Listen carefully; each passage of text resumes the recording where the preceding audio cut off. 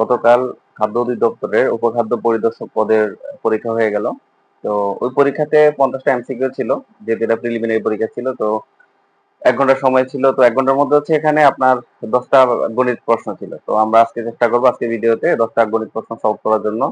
যদি এক ভিডিওতে সম্পন্ন না করতে পারি তাহলে হচ্ছে পার্ট 2 আসবে এটার। আশা করি এক ভিডিওতে কমপ্লিট হয়ে যাবে ইনশাল্লাহ। আচ্ছা, তো হচ্ছে প্রথম প্রশ্নটা ছিল এরকম যে হচ্ছে মানে এখানে অবশ্য অনেকগুলো সেট ছিল, এক এক প্রশ্নে এক এক ভাবে হচ্ছে সাজানো।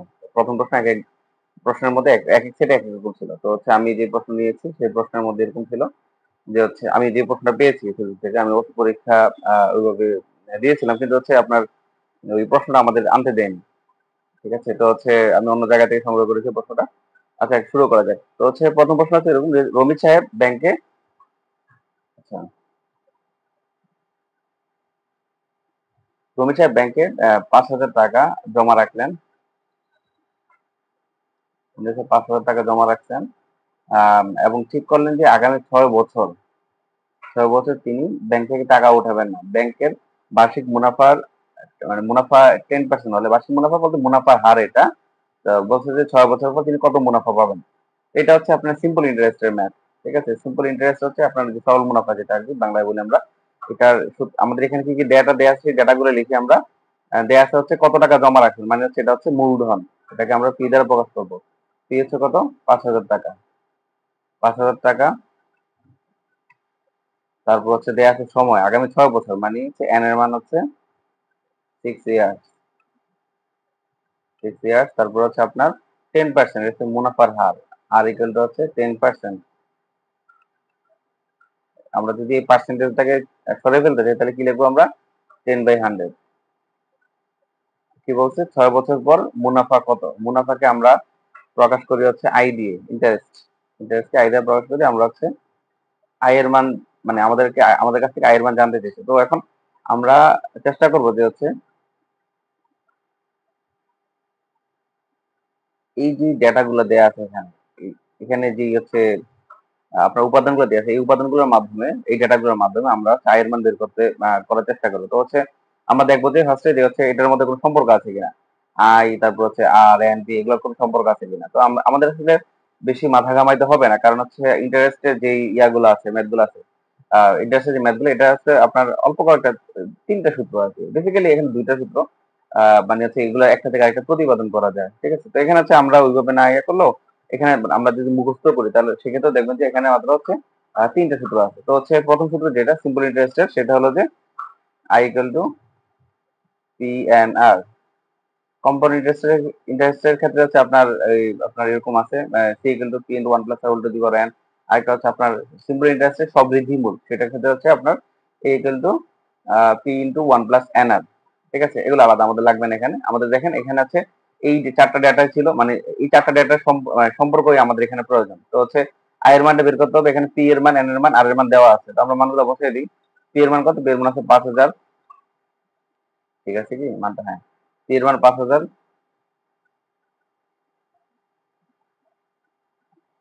5,000 ইন্টু এন এর মান কত? এন এর মান 6। আর এর মান হচ্ছে 10/100। তো এখানে এই দুইটা জিরো কাটা, আর থাকি এখানে এই যে আমরা এটা গুণ করি 530, একটা শূন্য একটা শূন্য, দুইটা শূন্য, মানে কি 3,000 টাকা। অপশানে 3,000 টাকা, সেটা হচ্ছে সঠিক উত্তর। ঠিক আছে, তো প্রথম প্রশ্নটা সলভ হয়ে গেল। এখন আমরা দ্বিতীয় প্রশ্নে চলে যাই। দ্বিতীয় প্রশ্নে দেওয়া আছে যে হচ্ছে আহ H to B equal to এত, তাহলে এইচ টু সি ইকুয়াল এত হলে B to C equal to কত। দেখেন এখানে হচ্ছে আপনার মানে এগুলো ছোটবেলার ম্যাথ আমাদের। তো এইচ টু বি এখানে, এইচ টু বি এবং এইচ টু সি এখানে কমন কোনটা? কমন হচ্ছে এ। এখানে এখানে এর ভ্যালু কত? এর ভ্যালু হচ্ছে 3। এখানে এর ভ্যালু হচ্ছে 5। তো আমাদের এক্ষেত্রে কি করতে হবে? আমাদেরকে এর এই ভ্যালুটা দিয়ে এই সমীকরণটাকে, মানে এই সমীকরণ ডান সাইডটাকে পুরোটা গুণ করবো আমরা। তারপর হচ্ছে এর এই ভ্যালুটা দিয়ে এই সমীকরণটাকে গুণ করবো। কেন গুণ করবো? কারণ হচ্ছে আমাদের এর মানটা সমান করতে হবে। এর মানটা সমান করতে গিয়ে বি এ সি এর মান যেই চেঞ্জ আসবে সেটা হলো মানে সেটা আমাদের নির্ণয় মান হবে। ঠিক আছে, এক্ষেত্রে যেহেতু আমাদের বি টু সি বের করতে বলছে। ঠিক আছে, তো এখানে এইচ টু বি কি দেওয়া আছে? এইচ টু বি দেওয়া আছে হচ্ছে আপনার 3:5। এইচ টু সি দেওয়া আছে 5:7। ঠিক আছে, আমরা কি করবো বলছি, আমরা বলছি যে এর এই মানটা দিয়ে এটাকে গুণ দিব, আমরা গুণ দিয়ে ফেলি। 3 দিয়ে যদি আমরা গুণ দিই তাহলে কত হয় দেখেন, একটু সমান কত হবে, এটা 3 5 15, 3 7 21, মানে এসএসসি হলো এটা আসছে, ঠিক আছে। আবার কি করব, এর এই মানটা দিয়ে এটাকে গুণ করব, মানে কি এর মান কত 5, 3 into 5 is to 5 is to 5 into 5 is to মানে অনুপাত, ঠিক আছে। তো 3 5 কত হয় 15 অনুপাত 25, অর্থাৎ কি হইতেছে, কি দাঁড়াইতেছে এখানে, যেহেতু হচ্ছে এই দেখেন এর মান দুইটাতে যেহেতু সমান, এর মান এখানেও 15 এখানেও 15, মানে বলতে পারি আমরা যে হচ্ছে a to b to c এগুলো একসাথে লিখতে পারি আমরা, ঠিক আছে। তাহলে কি লিখতে পারি আমরা, a to b to c, এটা হচ্ছে আপনাকে ওই ইয়াতে অনুপাতের ম্যাথ গুলো করতে গেলে তখন পাবেন, এগুলো এগুলো সিম্পল জিনিস। আচ্ছা, এর মান কত পাইছি আমরা, এর মান পাইছি 15, b এর মান হচ্ছে কত, b এর মান হচ্ছে 25, এই যে এটা হচ্ছে b এর সামনে যেটা আছে এটা হচ্ছে b এর মান, মানে হচ্ছে 25, তো হচ্ছে সি এর মান কত, সি হচ্ছে এখানে নিচেরটাতে, নিচে হচ্ছে 21। তো আমাদের জানতে চাইছি কি, আমাদের কিন্তু এর মান জানতে চাইনি, আর আমাদের জানতে চাইছি বি টু সি কত। তো বি টু সি হচ্ছে শেষের দুইটা, শেষের দুইটা কত 25 to 21, এই যে 25 to 21, আমাদের 2 নাম্বারটা মিলেছে। পরবর্তী ম্যাথটা আমরা করে ট্রাই করি। দুটি সংখ্যার অনুপাত 5:7,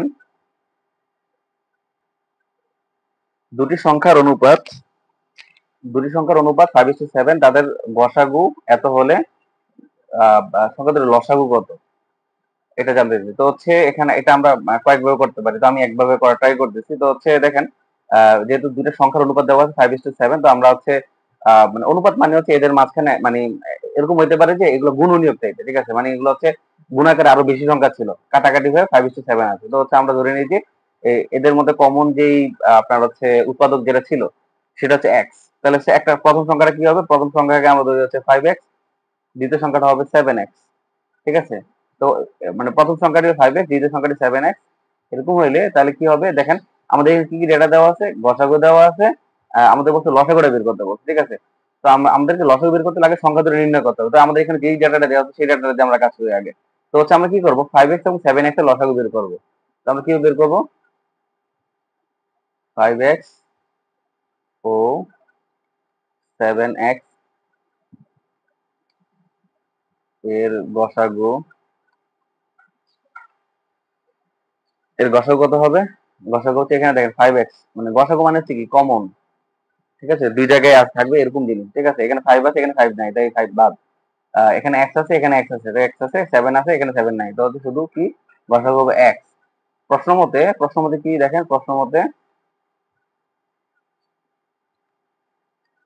মতে বলছি এদের গসাগু কত 4, ঠিক আছে। আমরা পাইছি x, এখানে এসে তারা পাইছে 4, মানে কি আমরা বলতে পারি x ইকুয়াল টু 4, ঠিক আছে। প্রশ্ন মতে x ইকুয়াল টু 4, অর্থাৎ x এর মান হচ্ছে 4। তো এখন আমরা x এর মানটা এখানে বসাই দিই, x এর মান এখানে বসালে কি হবে, 5 into x মানে কত 4 5 20, 7 into x মানে কত 4 7 28।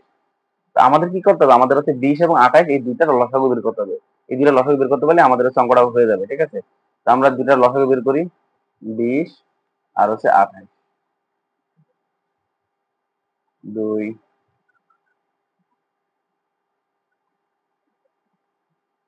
10 দুগুণা 20, 14 দুগুণা 28, 2 5 দুগুণা 10, 7 দুগুণা 14।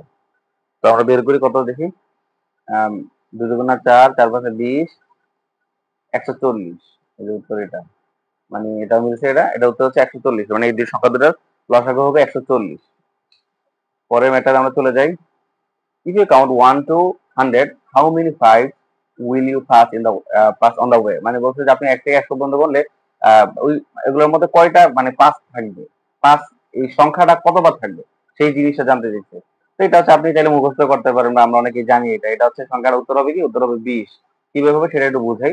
আপনার 1 থেকে 100 মানে হচ্ছে আপনার এই যে যে 1 2 3 4 5 এরকম, মানে পঞ্চম যে ঘরটা, মানে প্রতি দশকের পঞ্চম যে ঘরটা থাকবে সেগুলোতে একটা করে থাকে, ঠিক আছে।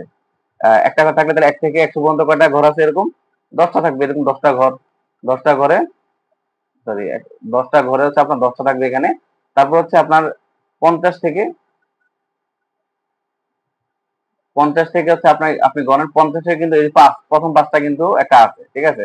তারপর হচ্ছে আপনি 51, 52, মানে এই যে 50 আছে, আমি লিখি এখানে 50, 51, 52, 53, 54, 55, 56, 57, 58, 59, 60, 60 আবার 6 করে চলে গেছে। তো এখানে দেখেন, এখানে হচ্ছে একটা জিনিস আমরা গুনে ফেলছি অলরেডি। আমরা যে প্রথম যে পঞ্চম স্থানে, মানে প্রতি দশকের পঞ্চম স্থানে যেই সংখ্যাটা ছিল, একক স্থানে যে আটা আর কি, মানে 5 নাম্বার যেই সংখ্যাটার একক স্থানে যেটা ছিল, এই 5টা আমরা গুনে ফেলছি, গুনে কিন্তু 10টা পাইছি 1 থেকে 100-র মধ্যে। তো এই 5টা বাদ, তো এই 5টা কিন্তু আছে আবার। তো হচ্ছে কি, দেখি কয়টা আছে, একটা, দুইটা, তিনটা, চারটা, পাঁচটা, ছয়টা, এই ছয় এটা সহ, ঠিক আছে। ছয়টা, সাতটা, আটটা, নয়টা, 10টা, এখানেও 10টা। তো কি হবে, 10 + 10 মানে 20। এই 20টা আর কি, ঠিক আছে। আপনাকে যদি বলা হয় এক থেকে 100-র মধ্যে কয়টা 3 আছে, সেক্ষেত্রে উত্তর হবে 20।